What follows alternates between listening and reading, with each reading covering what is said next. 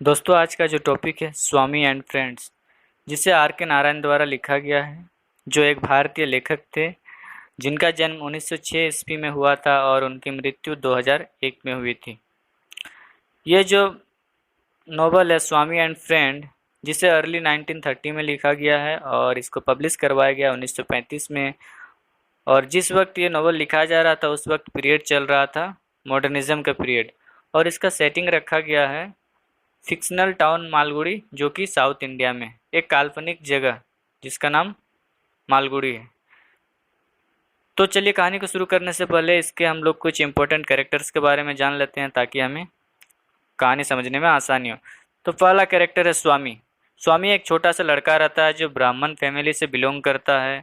दूसरा मनी, एक हेल्दी लड़का है जो साथ साथ सुस्त भी है। और तीसरा कैरेक्टर है हम लोग का सोमू, जो क्लास का मॉनिटर रहता है। चौथा कैरेक्टर है शंकर, जो एक इंटेलिजेंट लड़का रहता है। पांचवा कैरेक्टर सैमुअल, जो एक छोटा लड़का रहता है जिसे सभी कोई मटर मटर कर कर चिढ़ाते थे। और छठा कैरेक्टर है हम लोग का राजम, जो एक अमीर लड़का है और डीएसपी का बेटा है। और सातवां कैरेक्टर है ग्रेनी, जो स्वामी की नानी रहती है। तो चलिए कहानी को शुरू करते हैं। क्योंकि जो राइटर है आर के नारायण, वो अपने डे टू डेज लाइफ में होने वाले चीज़ों को ध्यान में रखते हुए इस कहानी को लिखे हैं। तो कहानी शुरू होती है सोमवार सुबह से। स्वामी सोकर उठता है, उसे स्कूल जाना होता है। वो दौड़ा दौड़ा तैयार होता है जल्दी फल्दी में और अपने पापा के रूम में जाता है और वहाँ से अपनी नोटबुक्स, अपनी होमवर्क की जो कॉपी रहती है उसको लेता है और स्कूल के लिए तैयार होने लगता है और स्कूल चला जाता है।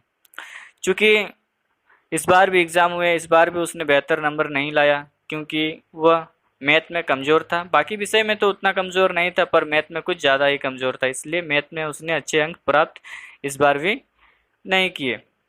स्कूल जाने के बाद स्क्रिप्चर की क्लास होती है जिसमें मिस्टर इवेंजर, जो उनके टीचर थे, वो कहते हैं, चूँकि स्कूल जो था वो मिशनरी स्कूल था जिसका नाम था मिशन स्कूल।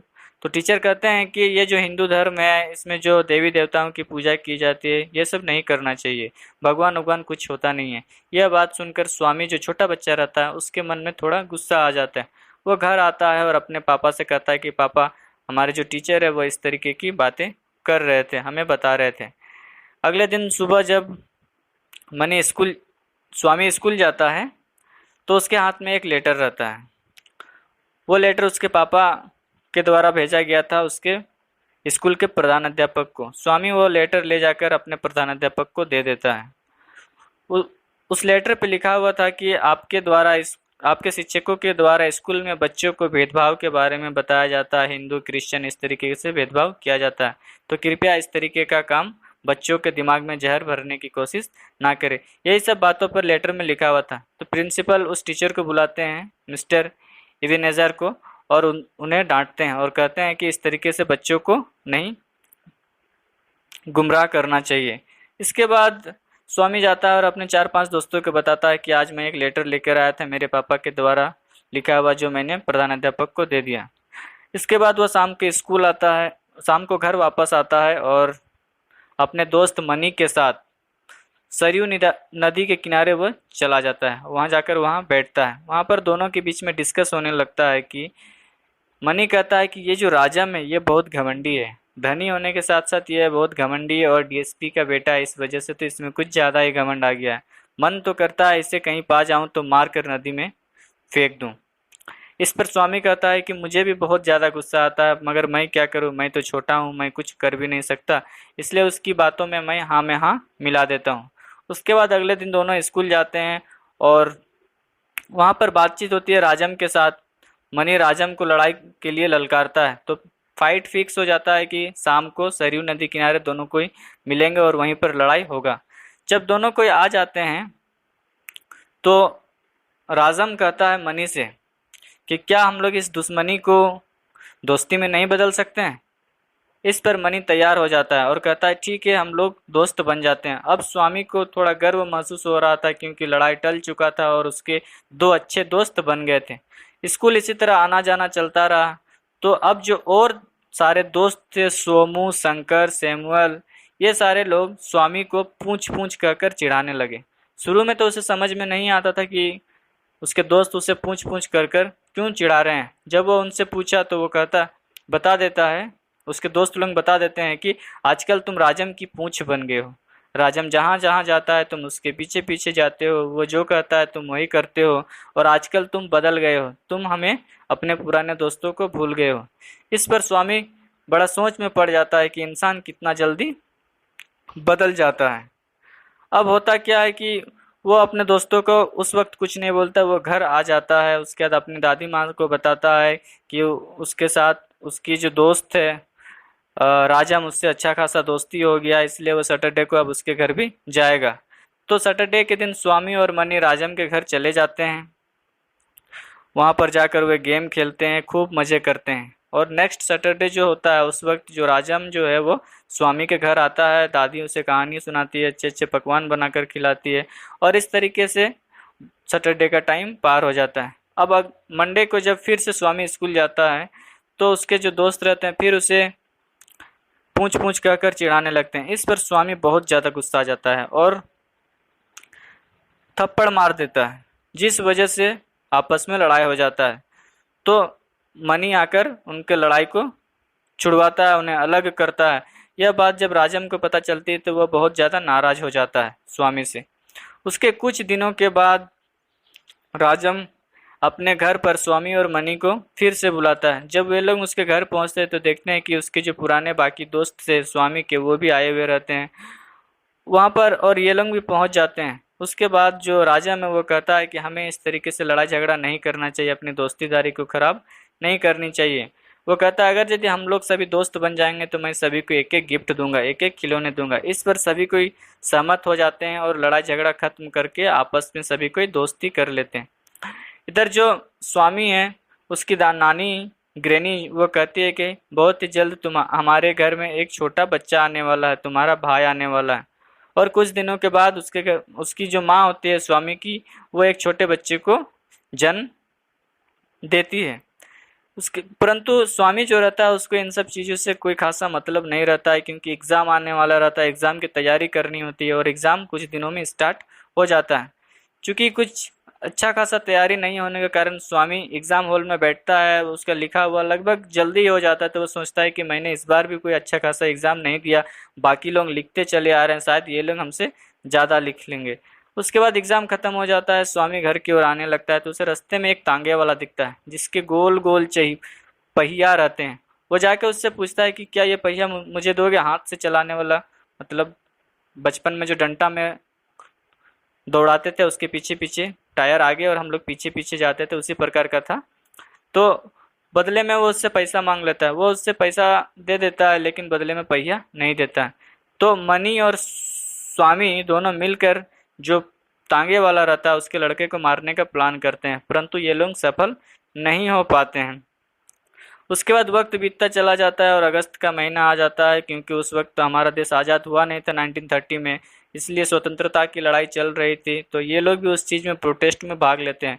जो बाहर के लोग थे, क्रिश्चियन लोग थे, ब्रिटिश लोग थे, उन लोगों को भगाने के लिए भारत के लोग अपना अहम योगदान मतलब भरपूर कोशिश कर रहे थे। उन सब चीज़ों में कहीं कहीं पे पत्थरबाजी स्कूल में हो रही थी, तो स्वामी भी इन सब चीज़ों में शामिल था, जिस वजह से उसे स्कूल से कुछ दिन के लिए पनिशमेंट भी मिला था और उसके दोस्तों का भी पनिशमेंट मिला था। जब यह बात राजम को पता चली तो वह बहुत ज़्यादा नाराज़ हो गया स्वामी से। वो कहता कि स्वामी को इस तरीके से करने की आवश्यकता नहीं थी।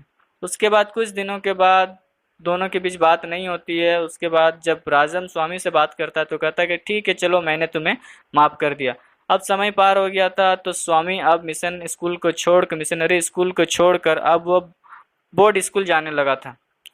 तो राजम कहता है कि हम लोगों ने एक क्रिकेट टीम का गठन किया है जिसका नाम है MCC, मालगुड़ी क्रिकेट क्लब। मैं चाहता हूं कि तुम भी आकर इसमें खेलो। इस प्रकार से दोनों के बीच में दोस्ती जब फिर से हो जाती है, तो चूँकि बोर्ड स्कूल में जहां स्वामी पढ़ता था उसे ज़्यादा वक्त घूमने फिरने का नहीं मिलता था, क्योंकि शाम को उसे ड्रिल क्लास भी करना होता था, ड्रिलिंग का, तो इस वजह से वो रोज़ लेट प्रैक्टिस में पहुंचता था। तो इसी बीच क्या हुआ कि एक लोकल क्रिकेट क्लब से इन लोगों का मैच होने वाला था, तो फिर प्रैक्टिस करना नेसेसरी था।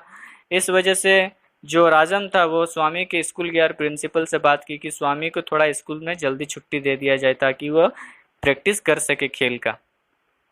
परंतु जो प्रिंसिपल थे उसके बातों पर ध्यान नहीं दिया, उसे उसके बातों को अनदेखा कर दिया। उसके बाद स्वामी और राजम ने मिलकर डॉक्टर केशवन से यह बुलवाया, मतलब प्रिंसिपल को, कि इसे ड्रिलिंग क्लास की आवश्यकता नहीं है, इसके छोड़ देना, मतलब पहले ही छोड़ दिया जाए। अब जो स्वामी था वो अब थोड़ा जल्दी आने लगा, प्रैक्टिस के लिए टाइम पर आने लगा। इस तरीके से एक सप्ताह तक चलता रहा। एक सप्ताह के बाद जब प्रिंसिपल को कुछ नहीं कहा गया तो वह फिर से स्वामी को रोक दिए, उसे स्कूल से छुट्टी नहीं देने लगे। परंतु स्वामी रुका नहीं, वह भाग गया। भागते हुए वह प्रैक्टिस में जाने लगा और उसे इस चीज़ का बहुत ज़्यादा डर लगने लगा कि आज तो मैं भाग कर निकल आया, अगर यदि मेरे पापा के पास इसकी शिकायत चली गई तो वो मुझे बहुत डांटेंगे, मारेंगे, पीटेंगे। विभिन्न प्रकार के ख्यालात उसके मन में आने लगे। तब वो क्या करता है, अपना जो पुराना स्कूल रहता है, मिशनरी स्कूल, वहाँ चला जाता है और अपने दोस्तों से मिलता है। उसे बहुत अच्छा महसूस होता है। और जब घर वो टाइम पर नहीं पहुंचता है तो उसके घर के लोगों को बहुत ज़्यादा चिंता हो जाती है, टेंशन हो जाती है। वो यहाँ वहाँ स्वामी को खोजने लगते हैं, परंतु उन्हें कहीं नहीं मिलता है। रात हो जाती है, स्वामी अकेले सोचते सोचते रोड में घूम रहा था और चूंकि वो छोटा बच्चा था जिस वजह से वो भूख भी उसे लग रही थी और वह घूमते घूमते रोड किनारे बेहोश होकर गिर जाता है, जहाँ पर उसे रंगा नाम का एक व्यक्ति मिलता है जो स्वामी को उठाता है और मिस्टर नायर के पास ले जाता है। मिस्टर नायर के पास ले जाता है, जो स्वामी के जो पापा रहते हैं उसको कांटेक्ट करते हैं और स्वामी को उनको सौंप देते हैं। स्वामी घर आता है और उसे यह एहसास होता है कि मैंने बहुत बड़ी गलती कर दी, मुझे ऐसा गलती नहीं करना चाहिए था। तभी मनी से उसे पता चलता है कि क्रिकेट मैच भी जो है वो स्वामी ने मिस कर दिया, अब वो भी पार हो गया। राजम इस बात पर बहुत ज़्यादा नाराज हो रहा था कि स्वामी इस मैच में नहीं आया। तो स्वामी ने सोचा कि ठीक है, मैं राजम को मना लूंगा, लेकिन उसे हिम्मत नहीं हो रहा था। 10 दिन तक वो उससे बात करने की हिम्मत नहीं कर पाया। जब 10वें 12वें दिन के बाद जब वो राजम से मिलने के लिए गया स्वामी, तो उसे पता चला कि उसके पापा जो हैं डीएसपी, उनका यहाँ से तबादला हो गया, अब वह दूसरे स्थान पर जा रहे हैं। तो स्वामी सोचता है कि ठीक है, जाने से पहले मैं राजम से मिल लूँगा और उसे कुछ गिफ्ट भी करूँगा। इसलिए उसने परियों की कहानी वाला एक किताब खरीदा और सोचा कि जब राजम जाएगा तो मैं स्टेशन में उसे जाकर दे दूंगा। परंतु उसका अब भी हिम्मत नहीं हो रहा था राजम से मिलने का, इसलिए उसने मनी का सहारा लिया और दोनों को वहाँ पर चले गए। चूँकि ट्रेन चलने लगी थी, ये लोग चिल्ला के कुछ बोल रहे थे और राजम भी उधर से कुछ बोल रहा था, मगर ट्रेन की आवाज़ इतनी तेज़ थी कि दोनों की आवाज़ बिल्कुल भी सुनाई नहीं दे रही थी एक दूसरे को, जिस पर स्वामी बहुत ज़्यादा नाराज़ हो जाता है। तो मनी उससे समझाता है कि राजम के पास हमारा एड्रेस है, दिया हुआ है, वो ज़रूर हमें पत्र लिखेगा और इस तरीके से हमारी बातें होती रहेगी। और यह जो दृश्य था, अंतिम दृश्य, स्वामी जिस दृश्य से स्वामी को बहुत ज़्यादा तकलीफ हुआ और वह भावुक हो उठा, और इस तरीके से जो ये नॉवेल्स है वो समाप्त हो जाता है। अगर यदि ये नॉवेल